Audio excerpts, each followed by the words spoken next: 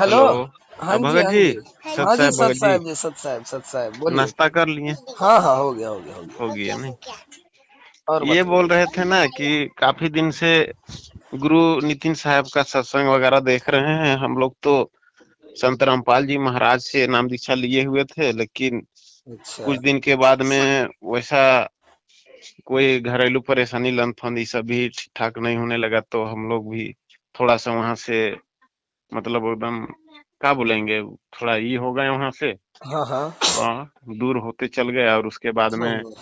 बहुत अच्छा लग रहा है। और यहाँ से सत्संग देखने के बाद हम लोग को लग रहा है कि अब नितिन साहब से नाम दीक्षा लिया जाए। मेरा माँ को भी दिलवाए थे, उनका भी उम्र लगभग लगभग 100 वर्ष हो गया है। मतलब अच्छा। 100 वर्ष के लगभग है, बहुत जब तक एकदम बहुत ज्यादा तबीयत भी खराब रहता है, तो हम चाहते हैं कि यहाँ से ले लेने से वो मुक्ति का मार्ग खुल जाएगा नाम दीक्षा होने से। आपको विश्वास है कि नितिन साहब जी से नामदान लेने से मुक्ति का मार्ग खुल जाएगा? एकदम बिल्कुल। तो ऐसा विश्वास क्यों हुआ? रामपाल जी महाराज से विश्वास क्यों हट गया? वहां से हटने का कुछ कारण यही है कि जो सत्संग देख रहे हैं उसमें बहुत ही मतलब अहम चीज मतलब खुल रहा है, जो भेद खुल रहा है उसमें हाँ समझ हाँ। में आ रहा है, उसके कारण से ऐसा लग रहा है। तो आप तैयार हो अपने गुरु भाइयों के ताने सुनने के लिए कि तुम तो भाई गुरुद्रोही हो गए हो? एकदम बिल्कुल। उसमें कोई दिक्कत नहीं है, जहां भी हमको पीला ठीक लगे। पीला हमरा पर्चा भी आ आता। सकता है आपके नाम पे कि आज बिल्कुल से ये बिल्कुल भाई बिल्कुल। गुरुद्रोही हो गया है, इसके बि- संपर्क पे ना रहे।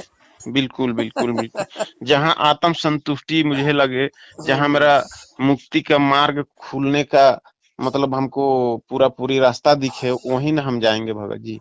चलो कोई बात नहीं, आप रांची के रहने वाले हो? रांची के हैं, रांची के, झारखंड चलो रांची। क्या बात है, एकदम हम्म। मस्त मौके पे आपने फोन किया है। हम्म। अभी कल तो मैं आया गुरुजी से मिलके। आज कितना तारीख? हाँ कल, आज अभी अभी जस्ट पहुंच रहा हूँ। भुवनेश्वर में आए थे गुरुजी। हाँ। और आज कितना तारीख है? आज आपका 18 है शायद ना? 18। 18, 19, 20, 18 21। है। 19, 20, 21, 21 तारीख को गुरुजी रांची में आ रहे हैं। 21 तारीख को? हाँ, 2 दिन बहुत बाद है, बहुत समझ बहुत लीजिए। बहुत बहुत बहुत भाग की बात है। 21 तारीख को आ रहे हैं गुरुजी। अब 21 तारीख को कहाँ पर आ रहे, एड्रेस मुझे नहीं पता। अगर हाँ, आपके कोई पास बात नहीं है, कोई बात नहीं। किस गुरुजी तरह का अभी तो अगर है ना, नंबर है। तीन तीन दिन, 3 दिन तो अभी समय है ना। हाँ हाँ, 3 दिन बहुत समय है। 3 दिन के भीतर मुझे एड्रेस मिल जाएगा तो मैं अपने हाँ यूट्यूब चैनल पे लगा दूंगा। हाँ हाँ हाँ। और आप भी अगर चाहें तो गुरुजी से फोन करके मांग सकते हैं उस भाई का नंबर जिस भाई के घर में आ रहे हैं रांची में। अच्छा अच्छा अच्छा अच्छा, ठीक। समझ रहे हैं ना? हम्म। और भी कई ऐसे भगत भाई लोग मुझे फोन किए थे झारखंड से।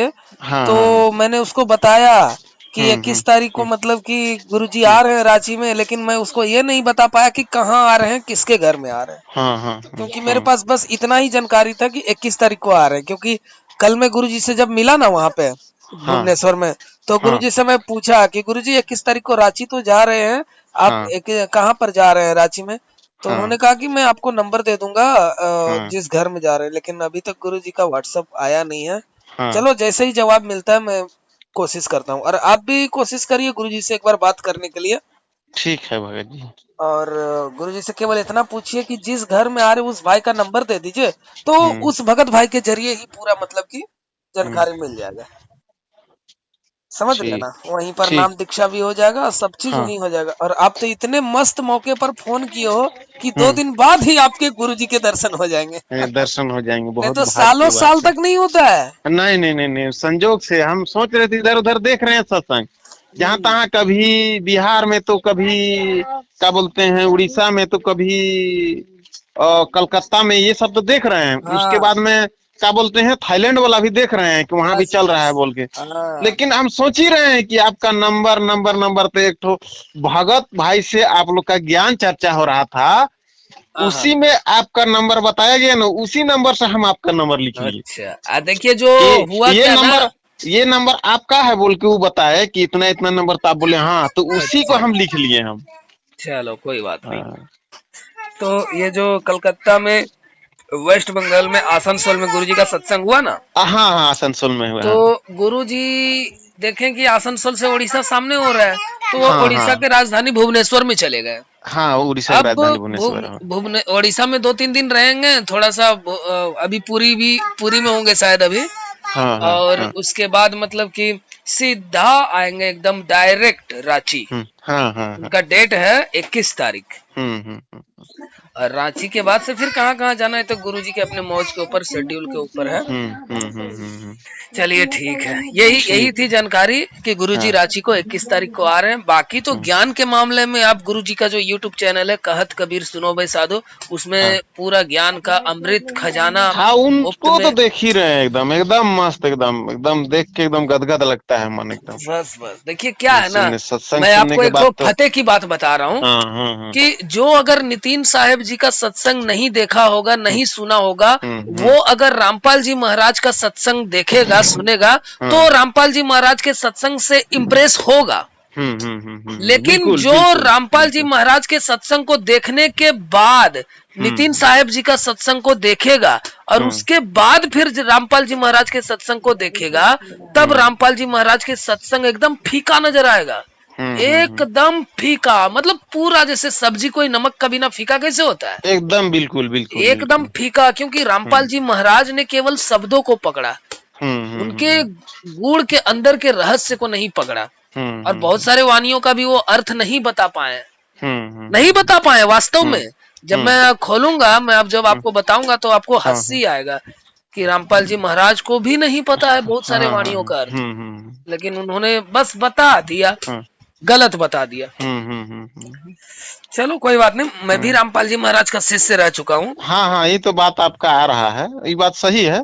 और ये भी बात सही है कि जो संत रामपाल जी महाराज जितना भी अगर देर रास्ता दिखाएं तो भी गलत नहीं है। बहुत लोगों को एक रास्ता मतलब पकड़ने के लिए, रास्ता अच्छा रास्ता पकड़ने के लिए एक राह दिखाना बहुत अच्छा हुआ है। इसीलिए रामपाल जी महाराज को हम लोग गलत नहीं बोलते, हम लोग बोलते हैं कि अधूरा है, बस अधूरा है, बिल्कुल अधूरा है। लेकिन बात है कि बदलाव एकदम बहुत जबरदस्त लाए हैं। हाँ, ये तो देखो, ये परमात्मा ने उनको चुना है, रामपाल जी महाराज को। क्योंकि हर वाणियों में उनका जिक्र है। आप कबीर सागर के खंड अनुराग सागर पेज नंबर 123 में देखो, उनके बारे में साफ साफ लिखा है। वहाँ रामपाल जी महाराज नाम नहीं लिखा है, लेकिन साफ साफ लिखा है कि 12वें पंथ में एक हंस मुनि दूत आएगा जो 12वें पंथ होय उजियारा, मतलब 12वें पंथ में पूरा ज्ञान का उजियारा तो करेगा, जरूर करेगा।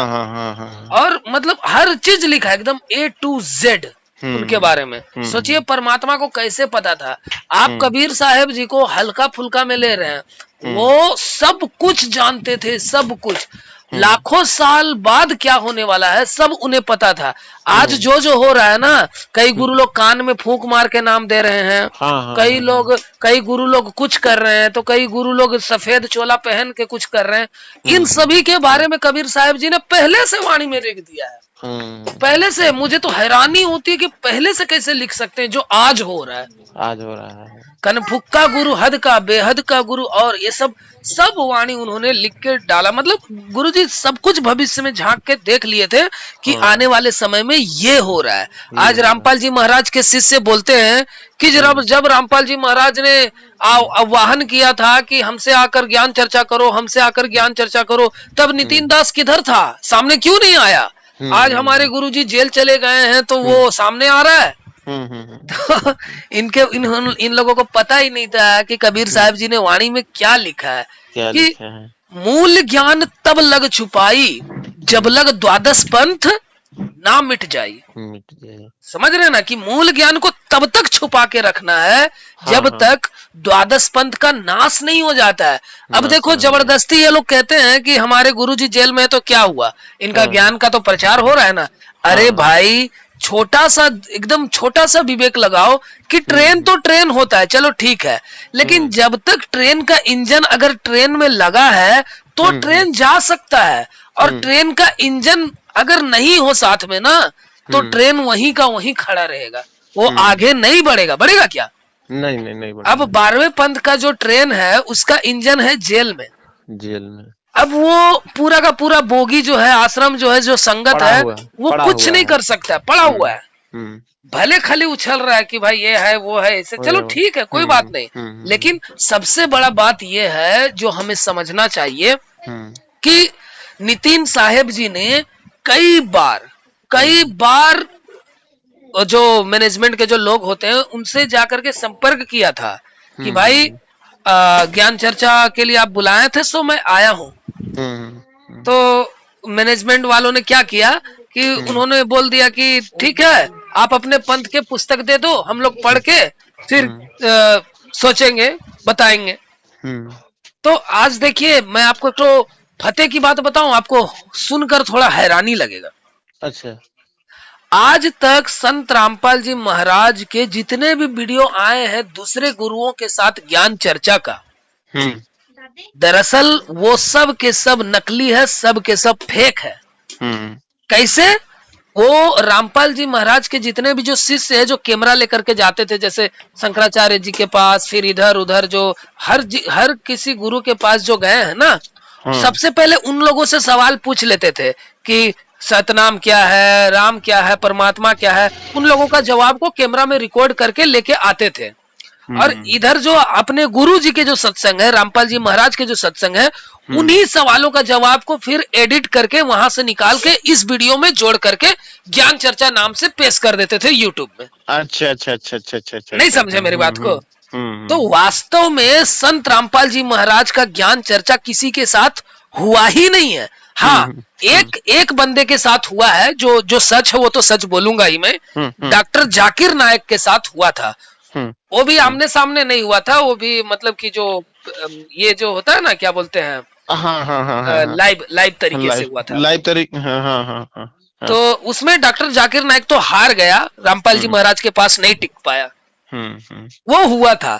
उसके अलावा रामपाल जी महाराज का ज्ञान चर्चा किसी के साथ नहीं हुआ है, आज तक नहीं हुआ। आज भी अगर अभी हाल फिलहाल में नितिन साहब जी ने ज्ञान चर्चा के लिए बोला था, तो मैनेजमेंट के जो जितने भी संचालक हैं रामपाल जी महाराज के, वो क्या कहते हैं कि ठीक है ज्ञान चर्चा तो होगा, लेकिन आप आ जाइए, जो अपने एक दो बंदों को लेकर के आ जाइए, एक कमरा में बैठ करके ज्ञान चर्चा करेंगे और क्या। लेकिन नितिन साहब जी ने कहा कि देखो ज्ञान चर्चा को तुम लोग हल्का फुल्का में ले रहे हो। हल्का फुल्का ज्ञान चर्चा, अगर आप अपने गुरु जी को मानते हो, संत रामपाल जी महाराज को मानते हो, उनके आदेश को मानते हो, उनके पीले पर्चे में जो आदेश आता है हिसार जेल से, उनको मानते हो, तो अपने गुरु जी से एक पीला पर्चा निकलवा लो कि गुरु जी ज्ञान चर्चा होने जा रहा है और हम लोगों का ज्ञान तो एकदम सर्वश्रेष्ठ है, हमारे ज्ञान के आगे दुनिया का कोई भी ज्ञान नहीं टिक सकता है। आपको अपने ज्ञान के ऊपर पूरा विश्वास होना चाहिए, डर किस बात का है? तो गुरुजी से एक पीला पर्चा निकलवा लो कि गुरुजी ज्ञान चर्चा होने जा रहा है, जीत तो हमारी पक्की है। तो आप पीला पर्चा में ये लिख दीजिए कि जो हारेगा, हारने वाले जो पूरे अपने शिष्य के साथ रामपाल जी महाराज से नाम दीक्षा ले लेंगे। नितिन साहब जी अपने पूरे शिष्य के साथ रामपाल जी महाराज से नाम दीक्षा ले लेंगे। और अगर रामपाल जी महाराज के शिष्य हारते हैं तो उनको भी ऐसा करना पड़ेगा।